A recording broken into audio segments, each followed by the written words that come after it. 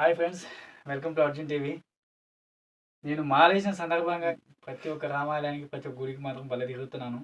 అది నా అదృష్టం. అది ఇంతకుముందుకి ఇక్కడ వీడియో తీసినాం మనం, రాముడు కాలు పెట్టిన ప్రదేశం అని.